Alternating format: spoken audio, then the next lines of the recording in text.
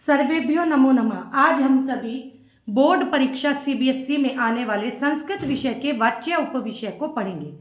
तो वाच्य तीन प्रकार के होते हैं: कर्तरी वाच्य, कर्म वाच्य, भाव वाच्य। कर्तरी वाच्य को कर्तरी वाच्य क्यों कहा जाता है? क्योंकि इसमें कर्ता के अनुसार क्रिया का प्रयोग किया जाता है और जिस वाक्य में कर्ता की प्रधानता होती है वह कर्तरी वाच्य कहलाता है। कर्म वाच्य में कर्म के अनुसार क्रिया का प्रयोग किया जाता है, इसलिए इसे कर्म वाच्य कहते हैं।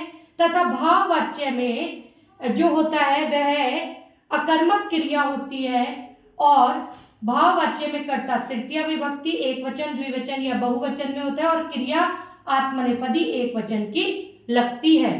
तो आइए शुरू करते हैं। कर्तरी वाच्य में कोई भी वाक्य जब बनता है तो कर्ता, कर्म और क्रिया से मिलकर बनता है। तो कर्ता कर्तरी वाच्य में प्रथमा विभक्ति एक वचन, द्विवचन या बहुवचन में होगा। कर्म द्वितीय विभक्ति एक वचन, द्विवचन या बहुवचन में होगा। और क्रिया किसके अनुसार होगी? कर्ता के अनुसार लगेगी। क्यों? अगर कर्ता एक वचन का है तो क्रिया एक वचन की, कर्ता द्विवचन का है तो क्रिया द्विवचन की, कर्ता बहुवचन का है तो क्रिया बहुवचन की लगेगी। और अगर कर्ता प्रथम पुरुष का है, मध्यम पुरुष का है या उत्तम पुरुष का है, उसी के अनुसार क्रिया का प्रयोग किया जाएगा।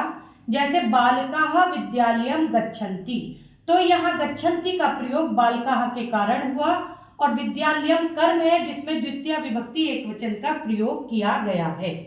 आइए देखते हैं कर्मवाच्य। कर्मवाच्य में कर्ता तृतीय विभक्ति एक वचन, द्विवचन या बहुवचन में होगी, लेकिन कर्म यहाँ पे प्रथमा विभक्ति में होगा।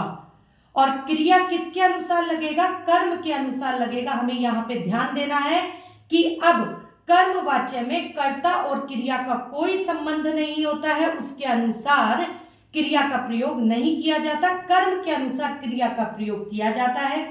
यदि कर्म प्रथमा विभक्ति में है तो क्रिया कर्ता के अनुसार कर्म के अनुसार आत्मनेपदी में एक वचन, द्विवचन या बहुवचन में लगेगा।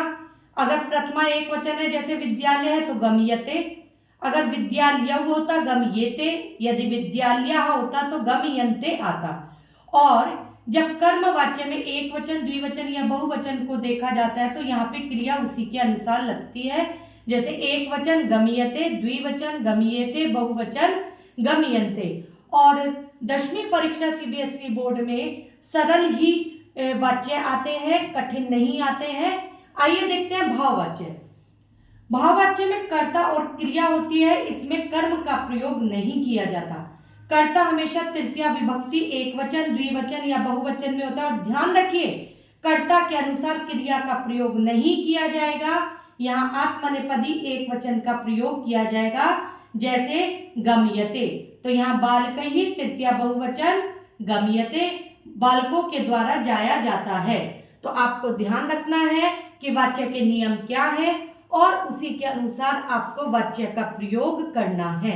जब भी आप वाच्य के उदाहरण करते हैं तो आपको ध्यान देना है, यदि तृतीया का करता है तो यते की क्रिया आएगी, यते का करता है तो तृतीया का, यते की क्रिया है तो कर्ता तृतीय विभक्ति में आएगा तथा कर्म प्रथमा विभक्ति में आएगा। और कर्म भी हमें अगर लगाना है तो हमें देखना है यहाँ एक वचन है, द्विवचन है या बहुवचन। मैं समझती हूँ इस प्रकार से आपको वाच्य बहुत अच्छे से समझ आ गया होगा। और आपको इसका अभ्यास करते, कार्य करते समय सबसे ज्यादा ध्यान देने वाली जो बात है वह है इसके नियम। यदि आप इसके नियमों को अपने मस्तिष्क में ध्यान रखेंगे तो आपको कोई भी परेशानी नहीं आएगी। तो मैं उम्मीद करती हूँ आपको यह बहुत अच्छे से समझ आ गया होगा। इस वीडियो को अपने मित्रों को ज्यादा से ज्यादा शेयर कीजिए ताकि वो भी इसका लाभ उठा सके और सरल तरीके से संस्कृत को जान सके। आप सभी को बहुत बहुत शुभकामनाएं। धन्यवाद।